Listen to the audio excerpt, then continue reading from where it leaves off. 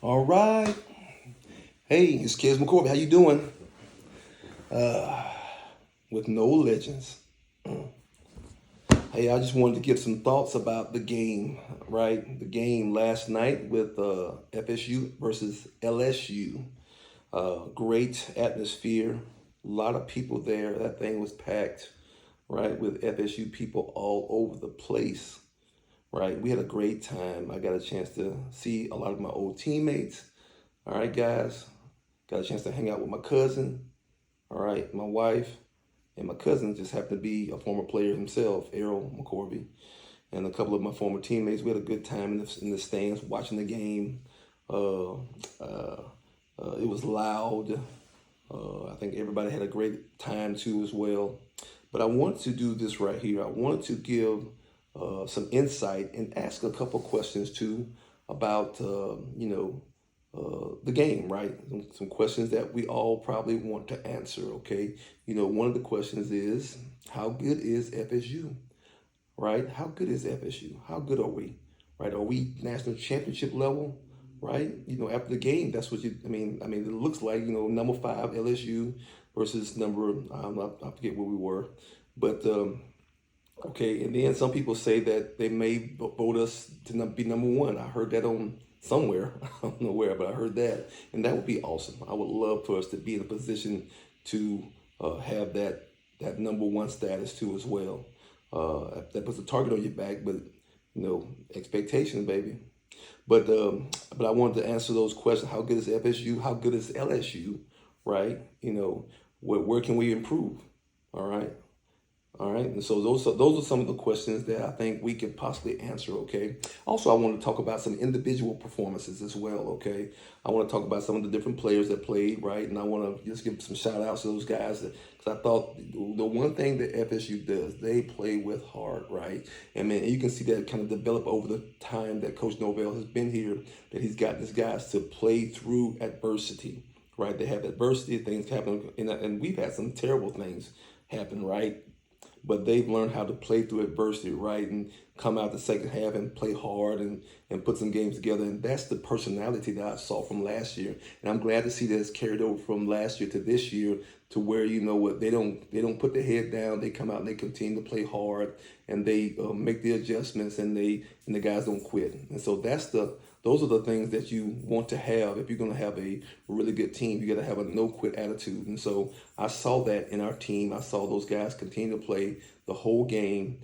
Even even when we had them up, complete the whole game to put together a full game. So first person I want to talk about is just Jordan Travis, right? And when I'm looking at Jordan, from a receiver's perspective, right, my thing is, okay, to get the ball out on time, right? The way the play is written up, can you execute it like that? And so I'm asking the question, okay, how many times is this scramble, right? Now, when I say scramble, I don't mean scramble because this blind gap penetration, but I mean scramble because, you missed your first read or you late with the ball or you didn't get the ball out on rhythm, right? So that's what I'm looking for I'm looking for 4 scrambles. If it's a 4 scramble, it's okay. But if he's scrambling for the sake of scrambling, that's not okay, right? And so, as I watched the game, right, I didn't see a whole lot of that too as well. I saw him have to scramble when he had to, right? But I saw him get the ball out of his hand on time, which as a receiver I love. Throw the ball to me on rhythm. When I look back, the ball needs to be in the air, not in your hand. And so he did a great job, and I saw some concepts that him and Keon had some great, and Johnny had some great rhythm and timing throwing the ball too as well. And he obviously had a couple of drops too in the game too, but he came back to his guys and made sure that they ate and make sure they had confidence as well too. So to me, Jordan is a great leader. When I watch him, communicate and connect with his guys. I see the respect that his guys have for him. He is a great leader, and then I think you definitely can win championships with Jordan because of his leadership, his ability, and I think he's gotten better to where he's throwing that ball on rhythm, on time, getting the ball in his hand, and giving them and being a sprayer of the ball. And so Jordan, great game. Started off slow. Had a great ending to the game, 300 and some odd yards. Okay, Trey Benson Playing tailback, Trey played really, really good too as well. I thought he was running physical.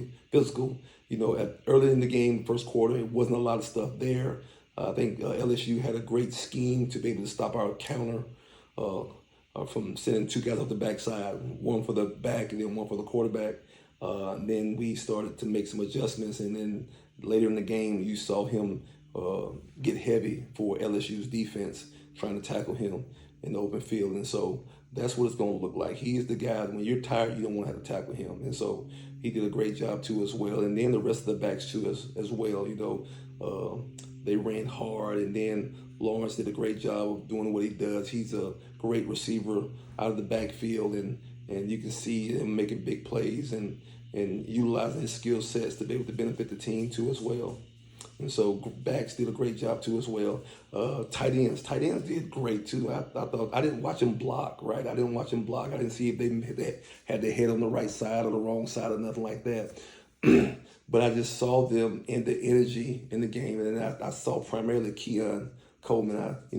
And you can't tell. Honestly, you can't tell until you watch the film and you know the scheme that the FSU is trying to run and what their assignments are, to see who did good and who didn't do good. Okay, I'm just going off watching the game once in person and then watching some highlights too as well, and just the overall feel of the game, right?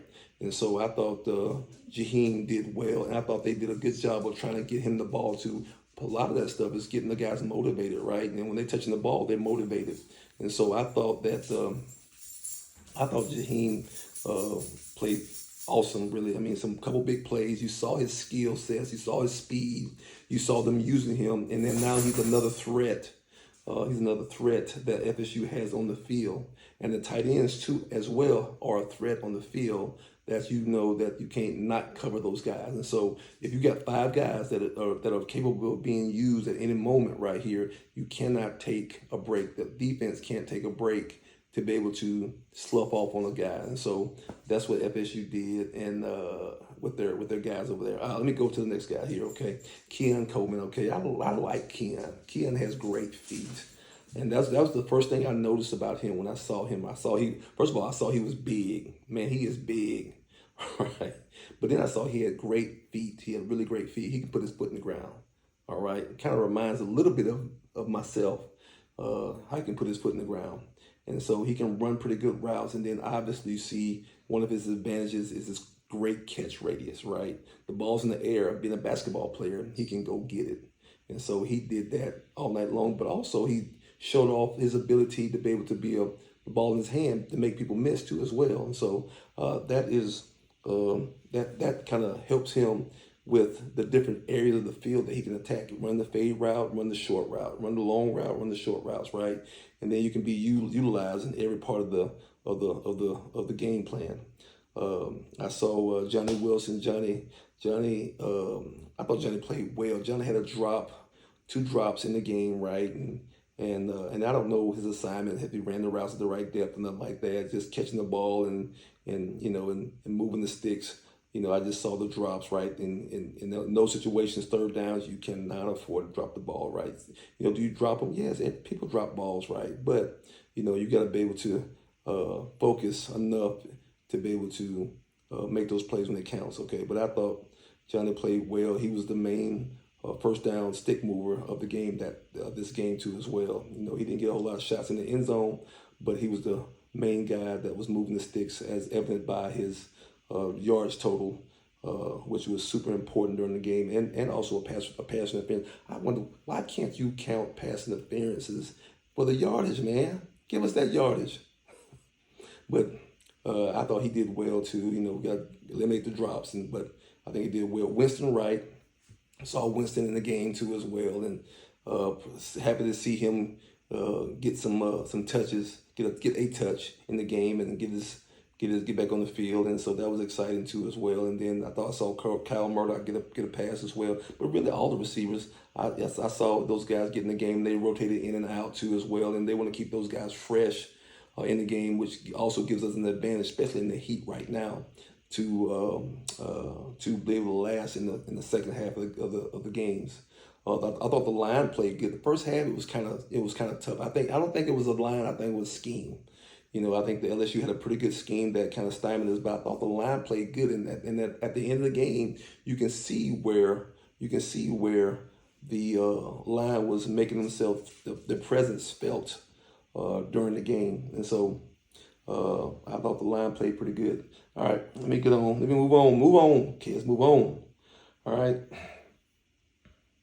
Uh, I don't want to say play calling, but we're still struggling with our third down conversions, right? That's the thing I want to. I hope that we continue to work on and get better as our third down conversions.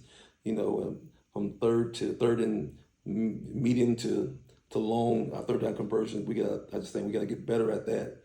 Just having some ideas of what we're going to do with that whole deal, and so. And most of the time most of the time we're not in third down. When we're rolling, we're not in third down conversions, but when we're not, that helps us to be able to reset the downs and get in position where we can, put more plays, string more plays together. One of the other things I saw in the game too was just that the offense seeing the necessity of throwing the ball down the field, right? You saw a couple of opportunities where we got a chance to throw the ball down the field. Keon caught both of those different passes, and then I think Jaheim caught one that was on a little bit of trickeration, a little bit of rollout play action at the end of the game to kind of seal the deal. But we saw the need to be able to go downfield with some posting. I thought that was great insight and sight for the coordinators and the offensive staff to be able to see that. What else did I see? All right, and this is what I didn't see right here. No return game, but we didn't need it. We didn't need it. And some people will say, man, no return game. We didn't need it, right? When your offense is clicking like that, man, you don't necessarily need it. It's not the most important thing. Now, can it help you? Yes, of course it can, right? But our situation, it didn't kill us, right? I think that's what we were in the game. We were trying to make sure that we don't kill ourselves by making mistakes in the kicking game. That was our goal a little bit, because I don't know if we have the guy that we feel like can make a difference back there as a punt returner, as a kick returner. So and that's fine. That's fine. That's being smart. That's knowing when to invest your time to as well. And so I think that's great. Looking on defense, I just, some of my thoughts about defense. Our defensive line played phenomenal. I mean, you got to watch the film to be able to see exactly what happened. I don't know if they were stabbing folks with knives down in there or something, or whatever they was doing, but they was whooping LSU butt. And I thought that LSU's offensive line would be the strongest part of their team. That's what I really did. I thought the offensive line would be the strongest part of their team. And our defensive line, man, they were stymieing them cats, man. And then at the end of the game, when those guys could pin their ears back, man, Jared Burst and those guys, they would come up that ball. A less mobile quarterback is going to have a hard day. He's going to have a hard day versus them boys. Because I thought those guys played very good, man. Those two at goal line stance and then that other fourth down stop, man, that thing was amazing.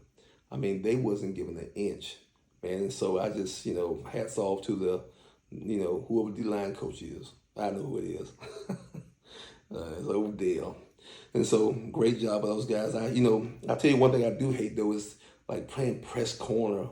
They play that, that too high and whatever defense. I don't know the name what they call it, but I just hate playing press corner all the time, man. And I think the times they moved the ball, they were running the stop routes on the outside. They were running the stop routes, and you trying to stay on top. You don't know if they're running the go route or whatever they're running, right? You're running with them. They put their foot in the ground, and then quarterback throws on rhythm, and you having a hard time making that play because you can't see it, right? All you can basically do is knock it down. Now we happen to get a pick on one when the receiver fell down, and we happened to stop him right in front of him. He threw it to us, but man, those are hard to stop. Those are hard to stop, especially when as a DB you don't have help over the top. You got you by yourself, and then you got to play go and stop. It's hard, and so I don't know. I mean, I don't know. I just say that's my own personal preference, right? And then I think on defense we had a hard time stopping the mesh route. They were really good at running mesh, perfect timing, and I think everybody runs mesh right here. But They were having really good success as running over routes. We've struggled with over routes for the last couple of years, right? You know, you run a post on one side, right? You clear it out on one side, and then you run a guy from the other side of the field over the mic backer to the other side right there. And there's always some green space over there where people can find spaces. And they got first downs a couple of times doing that same concept. And so I would like for that to stop. But you know, I think the defense did a great job as far as um, you know, especially when you get them in become one dimensional. You know, I think the defense did a great job of putting them in a position where they can pin their ears back and make them one dimensional, and put the pressure on teams to have to score quick. I call that the panic button. And so we made LSU hit the panic button, and then all of a sudden, man, this is on. And so but all in that is, I mean, the question that I asked earlier is how good is FSU? I think we're very good. I think we're not as good as we will be. All right. You can't get the big head. You can't be telling yourself you're great and talented and all that kind of stuff. You got to be working hard. You got to be able to see the vision and see down the road a little bit. Okay. Also, how good is LSU? I don't think LSU is a number 5 ranked team, right? I don't think they were a 5 ranked team. I think they were probably a little farther back. Do they have the talent? Yes, they got the talent. All right. But I don't think they have the structure in place to be as good as they could be. Now we're talented, right? So looking at us playing them, right, it may look different, right? Because our talent level I think, is higher than theirs, and so we may make them look like a team that's not as good, and they may be better. I don't know, but I don't know until we play some people, how good we are. And so, is LSU a number 5 team? Obviously not. Right? Do they have a good scheme? I don't know if I love their scheme either as well, right? Is their offensive line as good as ours? I don't think so. Because their offensive line is not good as our defensive line, okay? Is their quarterback as good as our quarterback? No, I don't think so. I think he's athletic, but I think his timing and his understanding of concepts, right, is not the level of what we are, right? Is their defensive backfield as good as ours? Nope, not even close, right? Did their linebackers play pretty good? Their linebackers played okay, but they didn't make an impact on the game, right? And so obviously I feel like we have a better team than LSU. I think and this is how I can tell, who was the underdog and who was not the underdog, right? Beginning of the game, the first play you call, right? When you call trickeration, the first play of the game, you are trying to control the momentum, right? And when you try to control the momentum, you didn't come into the game with momentum. The underdog doesn't have the momentum. The underdog has to get the momentum. And so if you're the underdog, guess what? Because we did it last year, right? With the trick play at the beginning of the game, because we didn't feel like we were as good, right? And so we had to get some momentum. And then this year, they did the same thing. They didn't feel like they were as good, and they tried to do some trickeration. Now, they didn't score, all right, which now hurt their momentum, all right, and then it gave it back to us. But the sheer fact of them trying to do some trickeration on the first play of the game tells me, as an old KG Wiley veteran, that you don't believe you're as good as this other team. So you need some additional thing to be able to help you get an advantage over the other team. And so that's how I felt about the game, okay? Florida State is better than we thought. LSU not as good as we thought, right? Are they number 1? I don't know, all right? I hope we get a chance to, I think we can grow into that, right? All right, through execution. But I don't know what other teams got. I know we're better than LSU. I know we're better than LSU. I know that. And so, excited. I'm sure everybody here in town is excited, right? But you don't win the championship with one game. You gotta put it together. Coach Norvell's gonna put it together. He's gonna bring them back to practice this week. He's gonna work on some of those things that you now see from the live bullets, right? That are happening, and then you can make some adjustments. Now you make some adjustments, right? You get guys to to focus in on the learning, right? You get everybody healthy, and you prepare for the next game, right? And you work on getting better and learning how to put these pieces together, right? It's really new, putting these different pieces together of how to call the plays together and how to get guys touching what your rhythm is, right? What is your rhythm of getting guys touches, and then the concepts and what that you're comfortable with, and what that your players are comfortable with too as well. And so that's my thought. That's my thought about Florida State. That's my thought about LSU. That's my thought about the season right now. I love what I saw, man. I was excited right there. I was excited at the game. The energy